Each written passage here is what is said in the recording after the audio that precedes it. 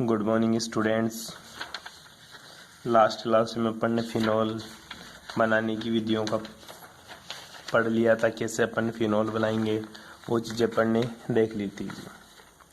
आज की जो क्लास होगी अपनी, इस क्लास में अपन देखेंगे भाई जी कि गुरुजी जो फिनोल होते हैं इसकी भौतिक प्रॉपर्टीज़ क्या होती है। जैसे तूने अल्कोहल पढ़ा था वैसे ही फिनोल पढ़ रहे हैं जी अपन, कोई खास नहीं है अलग। ठीक है, आओ बात करते हैं कि गुरुजी फिनोल की भौतिक प्रॉपर्टीज़ क्या क्या है। क्या पड़ेगा? फिनोल के भौतिक गुण। ठीक है, तो हेडिंग लगा ले, फिनोल के भौतिक गुण। फिनोल के भौतिक गुण। ठीक है, क्या क्या गुण है फिनोल के, वो चीजें आज अपन इस यूनिट में पढ़ेंगे जी। पहली चीज तो फिनोल की बात करें ना, तो मोटी बात यही होती है कि गुरुजी जो मेरा फिनोल होता है ना, इसका जो बॉइलिंग पॉइंट और मेल्टिंग पॉइंट होता है ना, फिनोल का जो पहली बात बताऊं तेरे को, फिनोल का जो बॉइलिंग पॉइंट और जो इसका मेल्टिंग पॉइंट होता है ना, ये क्या होते हैं? ये हाई होते हैं। क्या होते हैं? हाई होते हैं। और हाई किससे होती है? अपने ही समान या अपने ही समान अणुभार युक्त एरोमेटिक यौगिकों के अणुभार से। मतलब खुद के समान जितने भी एरोमेटिक हाइड्रोकार्बन है या हेलोएरिन्स हैं, उनसे हमेशा ही मेल्टिंग पॉइंट और बॉइलिंग पॉइंट किसका ज्यादा होता है? फिनोल का ज्यादा होता है। ऐसा होने का राज है गुरुजी, जो मेरा फिनोल होता है ना, फिनोल ये ऐसा होता है सर मेरा फिनोल। ठीक है, इस फिनोल के अंदर क्या होता है? इस फिनोल के अंदर गुरुजी अंतरा अणुक हाइड्रोजन बंध, कौन सा रे? अंतरा अणुक हाइड्रोजन बंध उपस्थित होता है, जिसकी वजह से फिनोल का बॉइलिंग पॉइंट और मेल्टिंग पॉइंट ज्यादा होता है। कैसे सर? अंतरा अणु का मतलब दो अलग अलग अणुओं के बीच में उपस्थित है हाइड्रोजन बंध क्या कहलाता है? अंतरा अणु के हाइड्रोजन बंध। तो गुरुजी कैसे करता होगा फिनोल हाइड्रोजन बॉन्डिंग? ध्यान दे बेटा, जैसे ये मेरा फिनोल है, ठीक है, ये बेंजीन है, इसके नीचे OH लगा दो तो भी कोई दिक्कत नहीं है, क्योंकि गुरुजी है तो क्या ये मेरा फिनोल ही है। बेटी बात समझ में? नीचे से मैं दूसरा कोई OH ले लूं, ठीक है, और ये बेंजीनिंग लगा दी, फिनोल बना दिया। ठीक है, आई बात समझ में? इसी समान गुरुजी मैं कोई फिर से ऊपर से ले लूं एक, ठीक है, ये मैंने फिनोल ले लिया, ठीक है, ये OH। अब देख, इस हाइड्रोजन के ऊपर तो पार्शियली पॉजिटिव और इसके ऊपर पार्शियली नेगेटिव, पार्शियली नेगेटिव और पार्शियली पॉजिटिव, पार्शियली नेगेटिव और पार्शियली पॉजिटिव। तो इन दोनों के बीच में हाइड्रोजन बॉन्डिंग उपस्थित होती है। इस तरह से हाइड्रोजन बॉन्डिंग चलती रहती है। और जो हाइड्रोजन बॉन्डिंग होती है, इसी को कौन सी हाइड्रोजन बॉन्डिंग बोलते हैं? अंतरा अणुक हाइड्रोजन बंध। अंतरा अणुक हाइड्रोजन बंध, इंग्लिश में क्या बोलेंगे इसको बेटा? इंटरमोलिकुलर या इंट्रामोलिकुलर? गुरुजी इंट्रामोलिकुलर हाइड्रोजन बॉन्डिंग। क्या बोलेगा? इंट्रा मतलब एक ही मॉलिक्यूल्स होता है, टंटो। इंटरमोलिकुलर हाइड्रोजन बॉन्डिंग का मतलब होता है दो अलग अलग मॉलिक्यूल्स के बीच में, ठीक है, तो इसको इंटरमोलिकुलर हाइड्रोजन बॉन्डिंग बोलते हैं। हाइड्रोजन बॉन्डिंग की वजह से इसका मेल्टिंग पॉइंट और बॉइलिंग पॉइंट अपने ही समान अणुभार वाले एरोमेटिक हाइड्रोकार्बन और हेलोएलिन्स की तुलना में ज्यादा देखने को मिलता है। बैठी बात समझ में? यहाँ तक किसी को कोई प्रॉब्लम हो तो बता सकता है। अब बात आती है दूसरी बात यह है गुरुजी, जो फिनोल होता है ना मेरा, फिनोल, ठीक है, फिनोल जल में तो क्या होता है? जल में तो अविलेय होता है। क्या होता है? जल में तो अविलेय। लेकिन जो कार्बनिक विलायक होता है, ठीक है, कार्बनिक विलायकों में विलय होता है। ऐसा क्यों गुरुजी? जबकि फिनोल तो गुरुजी मेरा हाइड्रोजन बॉन्डिंग रखता है, तो पानी के साथ हाइड्रोजन बॉन्डिंग करके तो ये तो घुल जाना चाहिए, लेकिन जल में तो अविलेय या फिर इसको अल्प विलेय भी बोल सकते हैं। ठीक है, ऐसा क्यों देखा गुरुजी? ऐसा इसलिए हुआ बेटा जी, क्योंकि हाइड्रोकार्बन जो श्रृंखला है, जो बेंजीन रिंग है, ये एक लार्ज ग्रुप होने की वजह से पानी को इसके पास आने ही नहीं देता।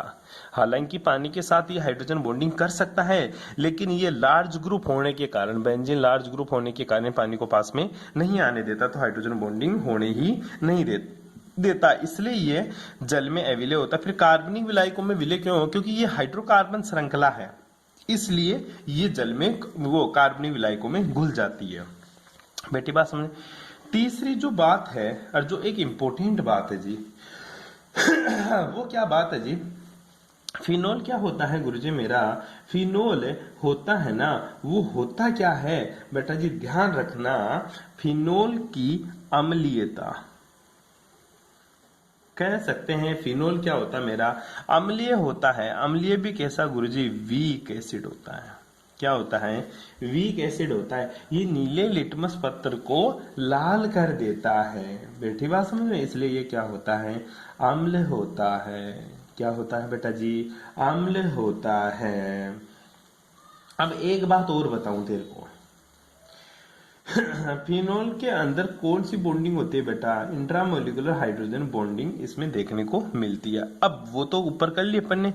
अब दूसरी बात करते हैं गुरुजी, एक बात और बताइएगा कि तीसरी चौथी बात का बताता हूं तेरे को। जैसे ये फिनोल है, ठीक है, ये फिनोल है, इसके अंदर OH है, और ऑर्थो पोजीशन पे मैंने NO2 ग्रुप लगा दिया। कौन सा ग्रुप लगा दिया बेटा? ऑर्थो पोजीशन पे NO2 ग्रुप लगा दूं, या फिर इसकी जगह में COOH ग्रुप लगा दूं। क्या लगा दूं रे?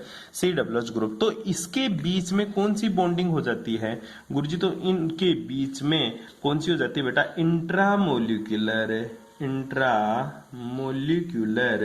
हाइड्रोजन बॉन्डिंग हो जाती है। ठीक है, मतलब अंतः अणुक हाइड्रोजन बंद हो जाता है। अंतः अणु के हाइड्रोजन बंधे बन जाता है, जिससे ध्यान रखना इसका मेल्टिंग पॉइंट और बॉइलिंग पॉइंट क्या हो जाता है गुरुजी? घट जाता है। तो मोटी बात क्या समझाना चाहता हूं? मोटी बात ये समझाना चाहता हूं, अगर फिनोल में इंटरमोलिकुलर हाइड्रोजन बॉन्डिंग है, अंतरा अणुक हाइड्रोजन बंध है, और तो पोजीशन पे कोई ग्रुप नहीं है, तो इसका मेल्टिंग पॉइंट और बॉइलिंग पॉइंट बढ़ता है।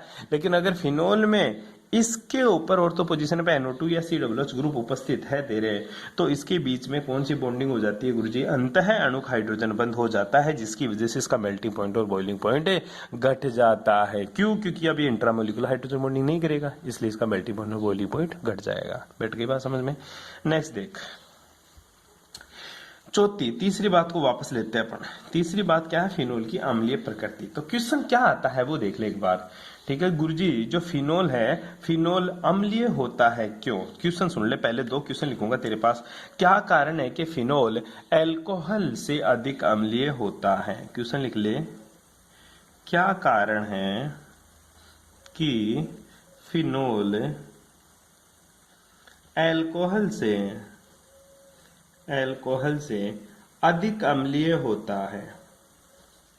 अधिक अम्लीय होता है।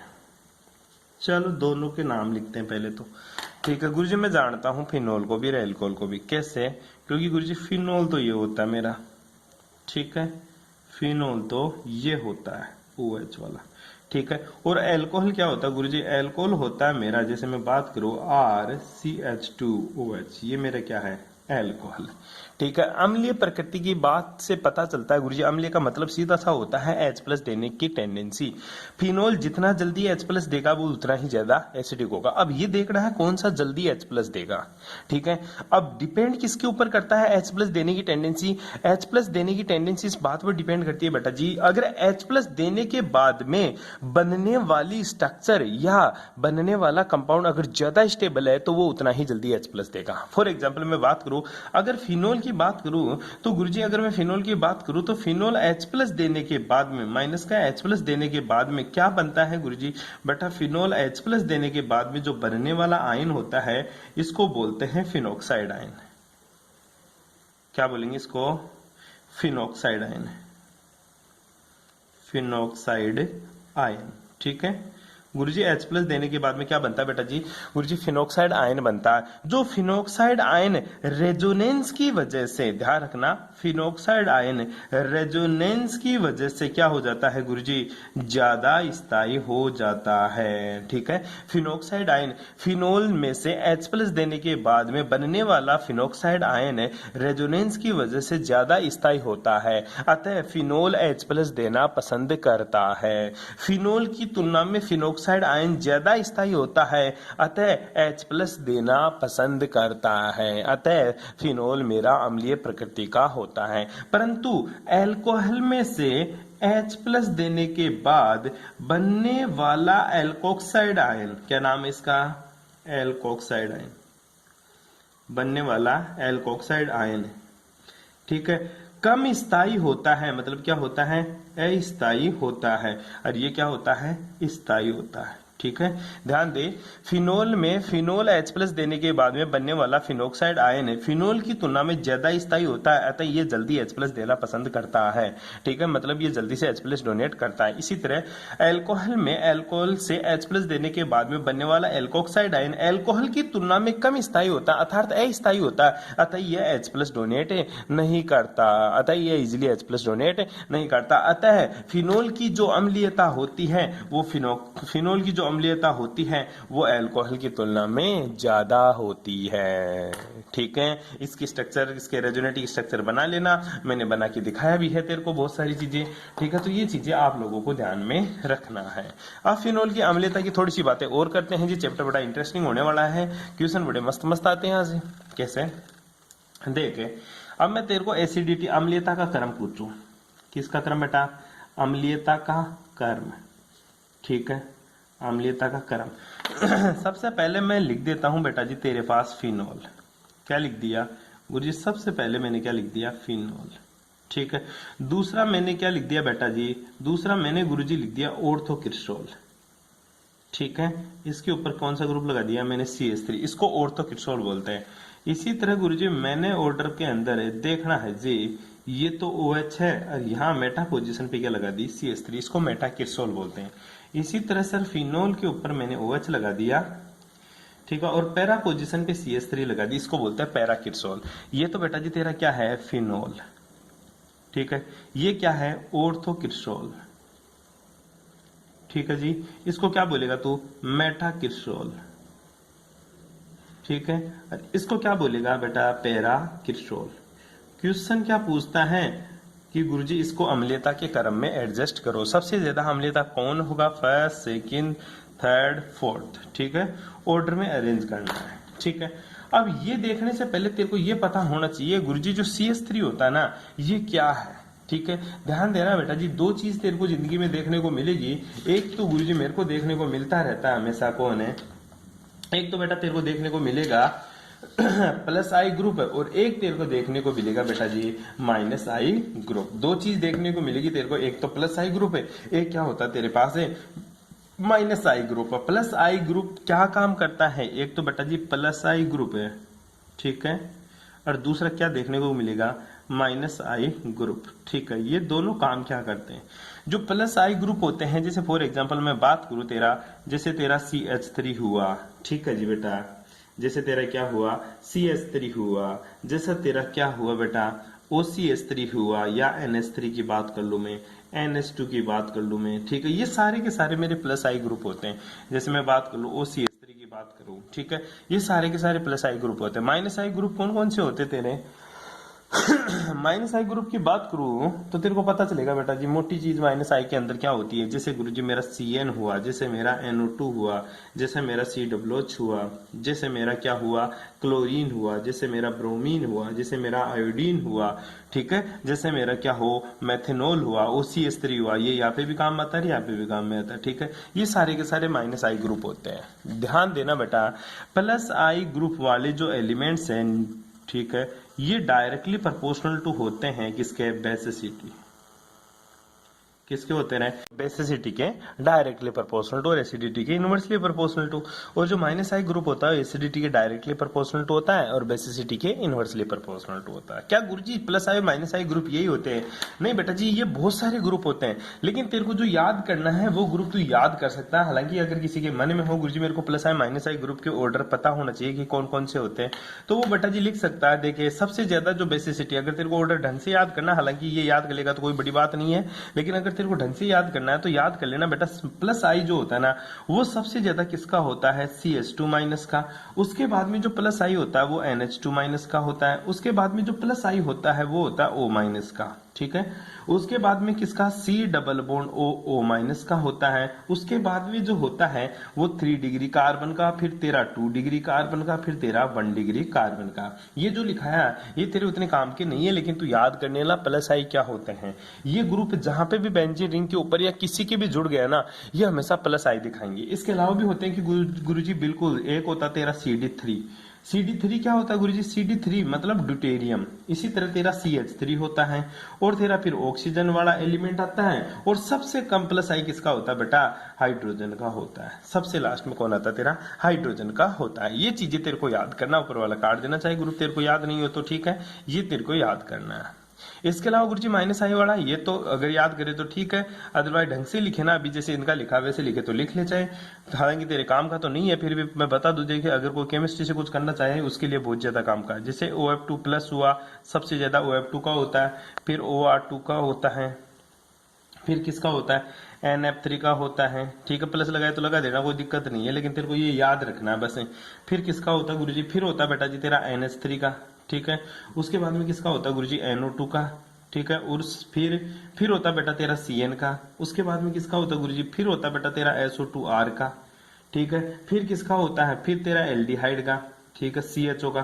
फिर तेरा एल्डिहाइड के बाद में गुरुजी कीटोन ही बचता है। बिल्कुल सिंपल सी बात है गुरुजी, कीटोन का। कीटोन के बाद में नीचे चल रहा हूं मैं, कीटोन के बाद में किसका गुरुजी? अल्कोहल का। नहीं रे, एसिड का। सबसे ध्यान दे, माइनस आई एल्डिहाइड का, फिर कीटोन का, फिर किसका? एसिड का। जैसे मैं बोल रहा हूं वैसे याद करना। उसके बाद में आते हैं तेरे कौन है? उसके बाद में आता तेरा फ्लोरीन, क्लोरीन, ब्रोमीन, आयोडीन। कौन आता है? फिर आता गुरुजी फ्लोरीन, फिर क्लोरीन, फिर ब्रोमीन, और फिर लास्ट में कौन आता तेरा? आयोडीन। आयोडीन के बाद में गुरुजी मैं तो मजे ले लेके लिख रहा हूँ OR का, मतलब एस्टर का बोल सकता है, फिर OH का, तू भी ऐसे लिख लेना चाहे। फिर किसका होता है? C�BC का। ठीक है, यहां तक लिखना, इधर से आना ऐसे, फिर ऐसे नीचे जाना, फिर ऐसे जाना, फिर ऐसे यहां जाना। ठीक है, ये तेरे माइनस आई ग्रुप होता है। पर मोटी बात ये याद रखना, plus I group is directly proportional to basicity और minus I group is directly proportional to acidity. अब आजा तेरा CH3 की बात करते हैं। ये रहा गुरुजी CH3। ठीक है, और ये इसके ऊपर जुड़ गया, इसके ऊपर जुड़ गया तो मतलब गुरुजी अल्कोहल की एसिडिटी को घटा देगा, क्योंकि प्लस आई बेसिसिटी को तो बढ़ाता है, एसिडिटी को घटाता है। तो CH3 ग्रुप जुड़ गया तो इसका मतलब ये है कि गुरुजी इसकी एसिडिटी घट जाएगी CH3 की वजह से। पर ध्यान दे गुरुजी, इससे तो इनको तो बता दूंगा कि इसकी एसिडिटी ज्यादा होगी, इनकी कम होगी, पर इनमें रिलेशन में इनमें कोरिलेट करूंगा तो सबसे ज्यादा किसकी एसिडिटी होगी। ध्यान देना, एक चीज और बता देता हूं तेरे को, अगर कोई भी बेंजीन रिंग है, ठीक है, कोई भी बेंजीन रिंग है, इसके ऊपर कोई सा भी ग्रुप जुड़ जाए, चाहे OH जुड़ जाए, चाहे क्लोरीन जुड़ जाए, चाहे कुछ भी जुड़ जाए, ठीक है, तो ये ऑर्थो पोजीशन होती है, हमेशा मेटा होती है, पैरा पोजीशन होती है। ऑर्थो पोजीशन के ऊपर काम करता है प्लस आई बी और माइनस आई बी। ठीक है, इसके साथ साथ में प्लस आर और माइनस आर भी काम करता है। आई बात समझ में? मतलब सारे इफेक्ट यहाँ काम करते हैं। इस मेटा पोजीशन पे ओनली प्लस आई या माइनस आई ही काम करता है। मीठी बात समझ में? और पैरा पोजीशन पे फिर से प्लस आई और माइनस आई के साथ साथ गुरुजी प्लस आर और माइनस आर भी काम करते हैं। ये बात आप लोगों को ध्यान में रखनी है कि बेंजीन पोजीशन के ऊपर जो OH होता है, ये बेंजीन पोजीशन रिंग होती है, इसके ऊपर कौन कौन से इफेक्ट काम करते हैं, प्लस आर कहाँ काम करेगा, माइनस आर कहाँ काम करेगा, वो चीज आप लोगों को पता होनी चाहिए। बैठी बात समझ में? केवल मेटा पोजीशन के ऊपर कौन सा इफेक्ट काम नहीं करता, मेटा पोजीशन के ऊपर प्लस माइनस आर कभी भी काम नहीं करता, केवल प्लस माइनस आई ही काम करता है। बाकी की सब जगह प्लस माइनस आई भी काम करेगा, प्लस माइनस आर भी काम करेगा, प्लस माइनस आई भी काम करेगा, प्लस माइनस आर भी काम करेगा। कौन कौन सी पोजीशन पे? पैरा और ऑर्थो पोजीशन पे। बैठ गई बात समझ में? अब एसिडिटी का ऑर्डर निकालते हैं। ध्यान दे, इसमें गुरुजी कोई भी प्लस आई ग्रुप नहीं जुड़ा हुआ। प्लस आई का मतलब क्या है पहले तो ये बता दे। प्लस आई का मतलब तेरे को याद रखना है बेटा, electron releasing group. Electron releasing group है, इलेक्ट्रॉन रिलीजिंग ग्रुप मतलब इलेक्ट्रॉन देने वाले ग्रुप। माइनस आई का मतलब क्या होता है गुरुजी? माइनस आई का मतलब होता है बेटा electron withdrawing group. Electron withdrawing group कौन सा होता है बेटा? Electron withdrawing group. Electron withdrawing group का मतलब होता है इलेक्ट्रॉन खींचने वाले ग्रुप। ठीक है, अब बात करते हैं गुरुजी, ये मेरा फिनोल है, ठीक है, ये मेरा ऑर्थो किरसोल है। ऑर्थो किरसोल की ऑर्था पोजीशन के ऊपर CH3 का प्लस आर भी लगेगा और प्लस आई भी लगेगा। ठीक है, मेटा पोजीशन पे केवल प्लस आई लगता है और पैरा पोजीशन पे गुरुजी प्लस आर और प्लस आई वापस से लगेंगे। ठीक है, ये क्या करेंगे? इलेक्ट्रॉन डेंसिटी डोनेट करेंगे। ये भी क्या करेगा? इलेक्ट्रॉन डेंसिटी डोनेट करेगा। ये भी क्या करेगा? इलेक्ट्रॉन डेंसिटी डोनेट करेगा, मतलब इलेक्ट्रॉन रिलीजिंग ग्रुप है जी। ये इलेक्ट्रॉन रिलीज करेगा तो ऑक्सीजन हाइड्रोजन को इलेक्ट्रॉन नहीं खींच पाएगा। ऑक्सीजन क्या करेगा, अगर इलेक्ट्रॉन रिलीजिंग ग्रुप है तो ऑक्सीजन की इलेक्ट्रॉन चाहिए, क्योंकि ऑक्सीजन की विद्युत ज्यादा होती है, तो इसको इलेक्ट्रॉन चाहने के लिए ये हाइड्रोजन से इलेक्ट्रॉन खींचता है, लेकिन इसको इधर से इलेक्ट्रॉन देने वाला मिल गया तो ये क्यों खींचेगा भाई इससे? बैठी बात समझ में? ये नहीं खींच पाएगा इधर से इलेक्ट्रॉन, ये आप लोगों को ध्यान में रखना है। हाँ, तो इस तरह आप एसिडिटी और बेसिसिटी का ऑर्डर निकाल सकते हो। क्या प्लस आई ग्रुप है, प्लस आई ग्रुप ऑर्थो के पास है, फिर मेटा के पास, फिर पैरा के पास, ये इसका ऑर्डर निकालना होगा अपन को। तो पता चलता है, यहाँ से देखेंगे तो पता चलेगा आप लोगों को कि सबसे ज्यादा जो एसिडिटी होगी वो 1 नंबर की होगी, मतलब जिसके ऊपर कोई प्लस आई ग्रुप नहीं जुड़ा रहेगा। दूसरे नंबर पे जो एसिडिटी आपको देखने की मिलेगी बेटा जी, वो देखने को मिलती है 3 नंबर, मतलब मेटा वाले की। क्यों? क्योंकि मेटा वाला CH3 केवल प्लस आई लगाता है, प्लस आर नहीं लगाता। ये केवल क्या लगाता है, प्लस आई ही लगाता है गुरुजी। और प्लस आई ही लगाने की वजह से क्या होती है, इसकी एसिडिटी ज्यादा होती है। उसके बाद में जो एसिडिटी होगी वो पैरा वाले की रहेगी, मतलब 4 नंबर की। किसकी रहेगी बेटा जी, 4 नंबर की। क्यों? क्योंकि देख ये प्लस आई प्लस आर दोनों लगाएगा, ये भी प्लस आई प्लस आर दोनों लगाएगा। ये OH के जस्ट पास में है तो इसका इफेक्ट ज्यादा होता है, प्लस आई प्लस आर ज्यादा लगाता है। ये OH से बहुत ज्यादा दूर है तो इसका इफेक्ट कम लगता है, कम ये इलेक्ट्रॉन डेंसिटी OH तक दे पाता है, जिसकी वजह से आसानी से H+ डोनेट कर देता है। और सबसे कम एसिडिटी होती है वो 2nd नंबर की, मतलब ऑर्थोकिरसोल की आपको देखने को मिलेगी। अब एक एग्जाम्पल करते हैं, क्वेश्चन याद कर लेना बेटा, सबसे ज्यादा फर्स्ट की, फिर 3rd की, फिर 4th की, फिर 2nd की होती है। अब अम्लीयता का क्रम ही पूछता है किसके लिए। अब मैं भाई साहब इसकी पोजीशन बदल देता हूं, किसकी पोजीशन बदल देता हूं। अब ध्यान देना बेटा जी एक चीज के लिए, ये मेरा फिनोल है, क्या है, फिनोल है OH, ठीक है। अब फिनोल के मैंने ग्रुप लगा दिया साहब नाइट्रो ग्रुप, ठीक है। ये लो गुरुजी, ये मेरा फिनोल के पास में मैंने क्या लगा दिया, NO2 ग्रुप। उसके बाद में मैंने क्या लगा दिया जी, उसके बाद में गुरुजी मैंने फिर से OH लगा दिया, NO2 ग्रुप मेटा पोजीशन पे ले गया। उसके बाद में फिर मैंने क्या लगा दिया, OH ग्रुप लगा दिया। अब NO2 कहां ले गया, पैरा पोजीशन के ऊपर ले गया। कहां ले गया बेटा जी, पैरा पोजीशन के ऊपर। अब गुरुजी इनकी एसिडिटी और बेसिसिटी का ऑर्डर बताइएगा, किसकी एसिडिटी ज्यादा होगी और किसकी एसिडिटी कम होगी, वो आप लोगों को बताना होता है जी। आओ इसके बारे में अपन बात करते हैं, एसिडिटी और बेसिसिटी के बारे में। पहली बात तो सर NO2 का माइनस आई दिखेगा, फिनोल के ऊपर कोई माइनस आई नहीं लगा हुआ, इसलिए फिनोल तो सबसे लास्ट में गया सर। क्यों? क्योंकि इसके ऊपर कोई माइनस आई ग्रुप नहीं लगा हुआ। इसको 1 नंबर दे दूं, इसको 2 नंबर, इसको 3 नंबर, और इसको मैं कितने नंबर दे देता हूं बेटा, 4 नंबर, ठीक है। तो इनकी एसिडिटी का ऑर्डर की बात करूं तो सबसे ज्यादा 4 नंबर की एसिडिटी होगी, उसके बाद में तेरे को 2 नंबर की मिलेगी, फिर तेरे को 3 नंबर की मिलेगी, सबसे कम किसकी मिलेगी, 1 नंबर की एसिडिटी मिलेगी। अब बात आती है गुरुजी 4 नंबर की क्यों, बेटा इसके अंदर रेजोनेटिक स्ट्रक्चर ज्यादा बनती है। कौन सी स्ट्रक्चर, रेजोनेटिक स्ट्रक्चर ज्यादा बनती है, जिसकी वजह से इसका H जल्दी निकलता है, इसलिए सबसे ज्यादा एसिडिटी इसकी। और तुझे पता है ये माइनस आई भी लगाएगा और माइनस आर भी लगाएगा, ये केवल माइनस आई लगाता है और ये क्या लगाएगा, माइनस आई और माइनस आर, इसलिए इसकी बेसिसिटी 2 नंबर पे, फिर 3 नंबर पे, फिर 4 नंबर पे इसकी एसिडिटी आपको देखने को मिलती है। ये भी क्या अम्लीयता का क्रम है जी, ठीक है। इसके साथ ही एक क्वेश्चन और पूछ लेता है अम्लीयता से रिलेटेड ही। वो क्या क्वेश्चन है देखिएगा एक बार के लिए, अम्लीयता से रिलेटेड ही क्वेश्चन पूछता है बेटा जी एक छोटा सा। क्या है देख, मैं तेरे को बताता हूं। आपके पास ये फिनोल है, ठीक है। दूसरा आपके पास बोल देता है कि गुरुजी ये तो फिनोल था ही था, ये फिनोल है, यहाँ पे मैंने OCH3 लगा दी, मेथॉक्सी ग्रुप लगा दिया। क्या लगा दिया बेटा जी, मेथॉक्सी ग्रुप, ये OH, ठीक है। मेटा पोजीशन पे OCH3 लगा दी। उसके बाद में गुरुजी मैं पैरा पोजीशन पे OHCH3 लगा देता हूँ।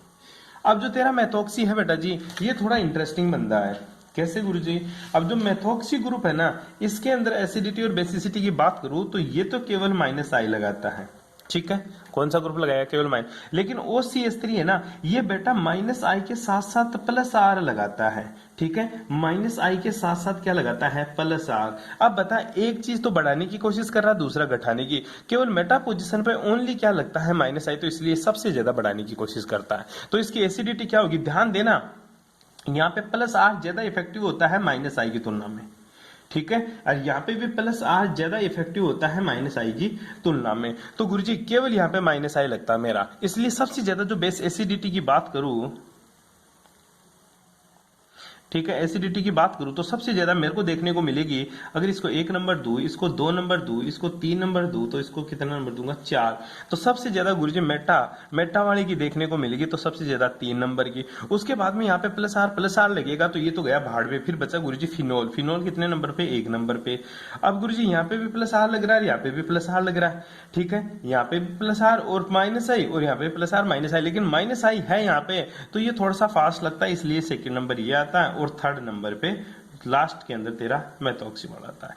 ये तेरा एसिडिटी का ऑर्डर देखने को मिलता है, ठीक है। सबसे ज्यादा किसका, ऑर्थोमेथॉक्सीफिनोल, किसका, सॉरी मेटामेथॉक्सीफिनोल, फिर किसका, फिनोल का, फिर तेरा ऑर्थोमेथॉक्सीफिनोल, और सबसे कम किसका मिलता है गुरुजी, पैरामेथॉक्सीफिनोल की एसिडिटी देखने को सबसे कम मेरे को देखने को मिलती है जी। बैठी बात समझ में? अरे बैठ गया।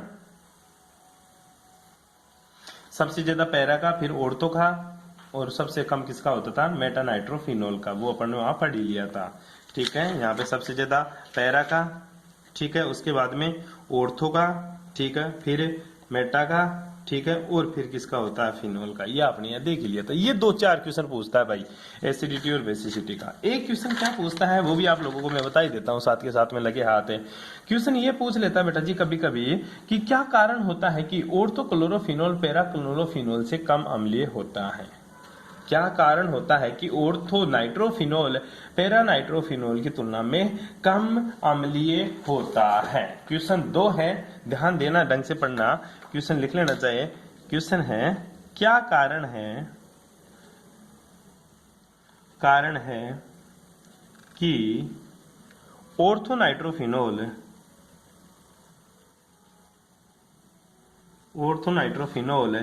पैरानाइट्रोफिनोल से कम अम्लीय होता है, ठीक है, कम अम्लीय होता है। बैठ गई बात समझ में? दूसरा इसी के साथ क्वेश्चन आता है कि क्या कारण होता है कि ऑर्थोक्लोरोफिनोल, क्वेश्चन, क्या कारण है कि ऑर्थोक्लोरोफिनोल पैराक्लोरोफिनोल से कम अम्लीय होता है, क्यों? दोनों क्वेश्चन लिख लेना। दोनों का एक ही राज है कि जो ऑर्थोनाइट्रोफिनोल है, ये फिनोल बना दिया।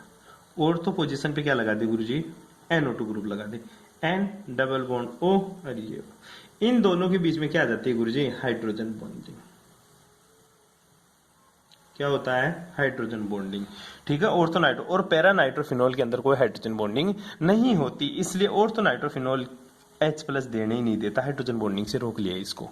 क्लोरो में क्या होता है, ये ले OH, ठीक है, यहाँ पे क्या है, क्लोरीन। तो इन दोनों के बीच में भी क्या आ जाती है गुरुजी, हाइड्रोजन बॉन्डिंग आ जाती है, जिसकी वजह से तो आंसर एक ही आंसर है दोनों का। पहला है due to present of hydrogen bonding on ortho position, ठीक है। दूसरा राज क्या लिखेगा, दूसरा आंसर लिख सकता है बेटा जी इसी के साथ साथ, due to more resonating structure on para position, ठीक है।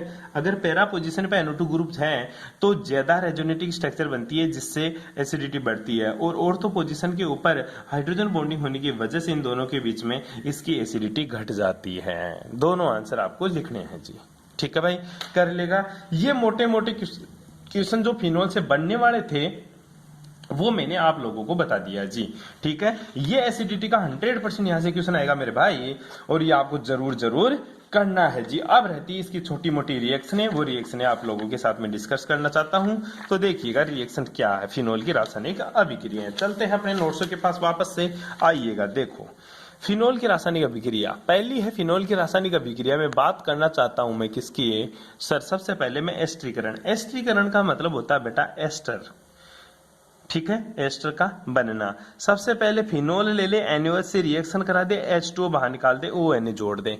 उसके बाद में CH3OCl से रिएक्शन करा दे, NaCl बाहर निकल जाएगा, CH3C डबल बॉन्ड O और बेंजीन बन जाएगी, फेनिल एसीटेट, NaCl बाहर निकल गया। ऐसे ये करवा लेना। एसिड के साथ भी तू रिएक्शन करा सकता है तो एसिड से करा लेना। ठीक है बेटा। उसके बाद में देख ले बेंजाइलीकरण। बेंजाइलीकरण कोई खास नहीं है, HCl बाहर निकाल दे और OCOCH3 जोड़ दे। ये क्या है, OCOC6H5, HCl बाहर निकाल दे। इसी तरह ईथर का निर्माण करते चाहे, H2O बाहर निकाल दे, C6H5ONA, SN2 रिएक्शन हो जाएगी तो C6H5OR बन जाएगा, C6O5 अगर CH3O ये लेना तो CH3 लगा देना यहाँ पे।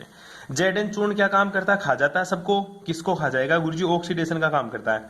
Zn किसका काम करता है बेटा, ऑक्सीडेशन का, सॉरी रिडक्शन का। रिडक्शन का मतलब होता है हाइड्रोजन को, ऑक्सीजन को बाहर निकालना, हाइड्रोजन का एडिशन, ऑक्सीजन को बाहर निकाल दिया।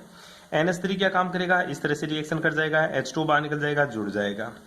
PCl5 के साथ कैसे रिएक्शन कराऊंगा, C6H5 PCl5, C6H5 Cl, HCl और PuCl3 बन जाएगा।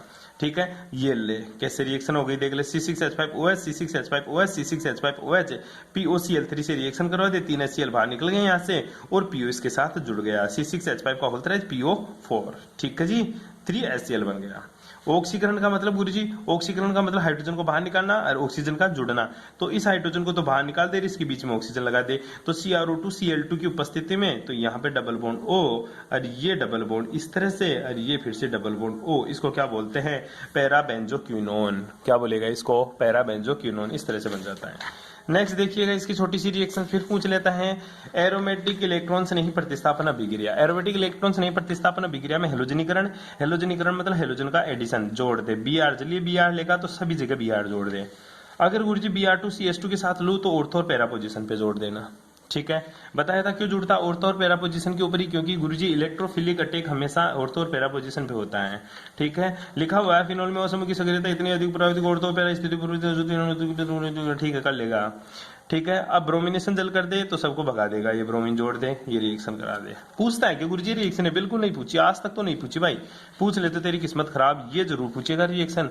नाइट्रीकरण करवानी है बेटा, पिक्रिक एसिड बनानी है, मैंने पहले करवा दिया आप लोगों को। मैंने बताया था अगर तू कंसंट्रेट HNO3 यूज करेगा, ये दे ये बोल रहा है सांद्र HNO3 यूज करेगा तो पिक्रिक एसिड बनेगा, और फिर बोला कि तनु HNO3 यूज करेगा तो क्या बनेगा, ऑर्थो पोजीशन पे और पैरा पोजीशन पे NO2 लगेगा। मैंने करवा दिया ये चीज, मैं इसलिए बगा रहा हूँ इसको। नाइट्रोसोनीकरण का मतलब होता है बेटा NO जोड़ना है, क्या जोड़ना है, NO, फिनोल के ऊपर NO जोड़ दे, एक तो पैरा पोजीशन पे जोड़ दे, एक ऑर्थो पोजीशन पे जोड़ दे, इसको बोलते हैं नाइट्रोसोनीकरण। कोई काम की रिएक्शन है, छोटी सी रिएक्शन थी। नेक्स्ट आजा, ये है तेरे काम की रिएक्शन जिसको मैं करके दिखाऊंगा तेरे को। देख, लिबरमान नाइट्रोसो परीक्षण बहुत बार पूछा है, व्हाट इज लिबरमान नाइट्रोसो परीक्षण। जब फिनोल व NO2 का मिश्रण को 1-2 बूंद सांद्र H2SO4 के साथ अभिकृत कराया जाता है ना, तो गहरा हरा रंग का विलयन प्राप्त होता है, जिसमें जल में तनु डालने पर लाल हो जाता है और क्षारीय नीले रंग में बदल जाता है। इसे लिबरमान नाइट्रोसो टेस्ट बोलते हैं। ठीक है बेटा, याद कर लेना, Liebermann nitroso test reaction easy है। HNO2 की रिएक्शन करवानी है NaNO2 और HCl की उपस्थिति में, तो बनेगा क्या गुरुजी, NOH। ठीक है, यहाँ पे क्या है बेटा, NOH है। ठीक है, ठीक है, sorry N double bond O है, पहला तो N डबल बॉन्ड O है, N डबल बॉन्ड O है। ठीक है, आई बात समझ में, क्या है तेरा N डबल बॉन्ड O है यहाँ पे। उसके बाद में इसमें रीअरेंजमेंट होकर NOH में कन्वर्ट हो जाता है। कैसे हुई रिएक्शन देख ले एक बार के लिए। सबसे पहले HNO2 की रिएक्शन NaNO2 के साथ HCl से करवाया तो NO जुड़ गया पैरा पोजीशन पे, फिर गुरुजी इसमें रीअरेंजमेंट हुआ और NOH जुड़ गया। कैसे रीअरेंजमेंट हुआ, यहाँ उपस्थित जो हाइड्रोजन होता है ये बॉन्ड के इलेक्ट्रॉन देता है यहाँ पे, तो इसके ऊपर जुड़ जाता है, तो यहाँ पे डबल बॉन्ड OH आ जाता है तेरा। बैठ गई बात समझ में, इस तरह से तेरे को रिएक्शन करवानी है जी। बैठ गई, यहां से नहीं करा सकता तो यहां से भी हाइड्रोजन आ सकता है तेरा। ठीक है, इन दोनों के बीच का बॉन्ड के इलेक्ट्रॉन यहाँ देगा, ये बॉन्ड के इलेक्ट्रॉन यहाँ पे, ये बॉन्ड के इलेक्ट्रॉन यहाँ पे, इसका इलेक्ट्रॉन यहाँ पे, करके दिखाऊंगे तेरे को। वैसे कर सकता है तो चाहे मान या मत मान, इस रिएक्शन बहुत ईजी भाई। कैसे देख ले, ये OH है, ये फेनिल हो गया। ठीक है बेटा जी, ये ले गुरु जी, इसकी रिएक्शन किससे करवा दी उसने, HNO2 से। किसकी उपस्थिति में करवाई बेटा, NaNO2 के साथ क्या ले लिया इसने, HCl ले लिया। ठीक है, अब रिएक्शन होती है तो पहला तो तू प्रोडक्ट बना दे, डायरेक्ट ही बना दे। यहाँ पे गुरुजी क्या जोड़ दो, N डबल बॉन्ड O। ठीक है, जोड़ दिया, ये डबल बॉन्ड, ये डबल बॉन्ड, ये डबल बॉन्ड, ये मेरा O और ये मेरा H। देखना मैं बॉन्ड को घुमाता हूँ, इस बॉन्ड के इलेक्ट्रॉन यहाँ ट्रांसफर होते थे, यहाँ पे डबल बॉन्ड, ये बॉन्ड कहाँ ट्रांसफर हो जाएगा गुरुजी यहाँ पे, और ये बॉन्ड कहाँ ट्रांसफर हो जाएगा यहाँ पे, और इस बॉन्ड के इलेक्ट्रॉन कहाँ ट्रांसफर हो जाएंगे ऑक्सीजन पे। तो हाइड्रोजन कहाँ लग जाएगा बेटा, इस ऑक्सीजन के ऊपर। तो यहाँ पे रीअरेंजमेंट होता तेरा, और किस हिसाब से हुआ तेरा रीअरेंजमेंट तो देख लीजिएगा, इस हिसाब से रीअरेंजमेंट आपको देखने को मिलता है। डबल बॉन्ड एन और यहाँ पे क्या OH और यहाँ पे डबल बॉन्ड, यही तो बन रहा है यहाँ पे। ठीक है, आगे समझ में, इस तरह से तेरे को रिएक्शन करवानी है जी। आगे देख ले, फिनोल की रिएक्शन करवा दे फिर इसी के साथ। देख, फिनोल की रिएक्शन एनियन मिश्रण 1,2 हाइड्रोजन के साथ विक्रय कराए तो गहरा हरा रंग का विलयन प्राप्त, जिसको जल में तनुकरण करने पर लाल हो जाता है और क्षारीय करने पर नीले रंग में बदल जाता है। इसे लिबरमान नाइट्रोस टेस्ट कहते हैं। रिएक्शन करवाई ये बना, उसके बाद में इसकी रिएक्शन वापस से फिनोल से करवाई तो H2 बाहर निकल जाता है और फिनोल इंडोफिनोल हाइड्रोजन सल्फेट हरा नीला गहरा रंग का प्राप्त होता है, जिसमें पानी डाला। पानी डालने के बाद में गुरुजी OH N double bond O वाला जुड़ गया, NaOH से रिएक्शन करवाई, ये प्रोडक्ट बन गया जिसका नाम है फिनोल इंडोफिनोल को सोडियम लवण जो कि नीला रंग प्राप्त होता है। छाप लेना एज इट इज रिएक्शन पूरी। ठीक है, सल्फोनीकरण SO3H जोड़ना है। देख, कंसेंट्रेट H2SO4 100 डिग्री सेल्सियस के ऊपर पैरा पे जुड़ेगा और 50 डिग्री से 15 डिग्री सेल्सियस के ऊपर ऑर्थो पे जुड़ेगा। फिडल क्रॉफ्ट अभिक्रिया RCl, यहां से हाइड्रोजन बाहर निकाल दे, R जुड़ जाएगा, R जुड़ गया, दो जगह से निकल सकता है। AlCl3 की उपस्थिति में रिएक्शन करवानी है, Cl यहाँ जुड़ जाएगा, Cl HCl के रूप में बाहर निकल जाएगा, किसके रूप में बाहर निकल जाएगा, HCl के रूप में बाहर निकल जाएगा। R ग्रुप ऑर्थो के ऊपर पैरा पोजीशन के ऊपर जोड़ना। एसिटिलीकरण में R, इसको देख ले, RC डबल बॉन्ड OCl है ये। ठीक है, तो वही बात है, यहाँ से हाइड्रोजन है, यहाँ पे भी हाइड्रोजन है, दोनों को भगा दे, RC डबल बॉन्ड O जोड़ दे, मतलब RC double bond RC double bond O, इसको COR मैंने लिख दिया, कोई बड़ी बात नहीं है, कर लेगा इस तरह से। नेक्स्ट देख ले छोटी सी reaction, Kolbe Schmitt reaction. Kolbe Schmitt reaction नाम से बता, कोल्बे का मतलब कोल्बे का मतलब को, व्हाट्सएप की लैंग्वेज में कोल्बे मतलब CO का एडिशन करना बेटा जी, ONA है, CO2 का एडिशन करना है गुरुजी, CONA जुड़ गया, HCl ले ले, COH जुड़ गया। ठीक है, इसी तरह CO2 पैरा पोजीशन पे CONA जुड़ गया, HCl यूज किया, COH में बदल गया। कुछ ही नहीं करना गुरुजी, फिनोल की रिएक्शन करवानी है CO2 के साथ, एक बार तो ऑर्थो पोजीशन पे COH जोड़ना है, एक बार पैरा पोजीशन के ऊपर COH जोड़ना है। इसी तरह मर्क्यूराइजेशन में भी मर्क्यूराइजेशन का मतलब Hg है, करके दिखाया था क्लास के अंदर। मर्क्यूराइजेशन भी मर्क्यूराइजेशन रिएक्शन है। ठीक है, कुछ नहीं करना है, यहाँ पे जाकर जुड़ जाएगा HgOCOCH3, पानी मिला दे। ठीक है, और तो एसिटो मत आगे करवा ही नहीं रहा रिएक्शन, डायरेक्ट जोड़ देना, HgOCOCH3 जोड़ दे, खत्म कर दे इसको। युग्मन अभिक्रिया मतलब जोड़ना है गुरुजी, ये तो मेरा फिनोल है और ये क्या है मेरा, ये मेरा क्या डाइएजो साल्ट है, डाइएजो लवण है, डाइएजो साल्ट है। HCl बाहर निकल गया, ये Cl है, ये N2 है, ये हाइड्रोजन है, तो यहाँ से क्या निकल गया गुरुजी, HCl बाहर निकल गया। क्या निकल गया, HCl, और पैरा हाइड्रोक्सी जो बेंजोन बन गया। एसीटोन से क्रिया कैसे कराऊंगा गुरुजी, एसीटोन ये रहा रिएक्शन, ये दो फिनोल लिया, दोनों हाइड्रोजन बाहर निकाल दिया, H2 की फॉर्म में ये जुड़ गया, जिसको बिसफिनोल ए बोलता हूं मैं। थैलिक एनहाइड्राइड के साथ रिएक्शन कैसे कराऊंगा, याद कर, थैलिक एनहाइड्राइड की रिएक्शन करवाई थी मैंने, ये थैलिक एसिड होता है। ठीक है, थैलिक एसिड है पूरा का पूरा, benzene C double bond O C double bond O, और यहाँ से ऊपर से फिनोल आया, इधर से फिनोल आया, H2 बाहर निकाल दे, यहाँ से कंसंट्रेट H2SO4 की उपस्थिति में, और फिनोफेथिलीन बना दे। याद कर, लैब के अंदर एक तेरा रिएजेंट बना फिलोपेथिलीन, वो बस यही होता है। फिनोल, दो फिनोल की रिएक्शन थैलिक एनहाइड्राइड से कराओ, फिनोफेथिलीन बन जाएगा। आगे रिएक्शन देख, क्लेजन पुनर्विन्यास रिएक्शन, ये रिएक्शन थोड़ी इंपॉर्टेंट है जो आपको करनी है, क्लेजन पुनर्विन्यास रिएक्शन। उसके बाद में आपको एक दो रिएक्शन और फिर पुनर्विन्यास रिएक्शन, ये दो रिएक्शन और करनी है, वो आपको मैं भेज दूंगा, आपको एज इट इज छापनी है। ठीक है भाई, इतना आपके लिए बहुत है। Thanks for cooperation.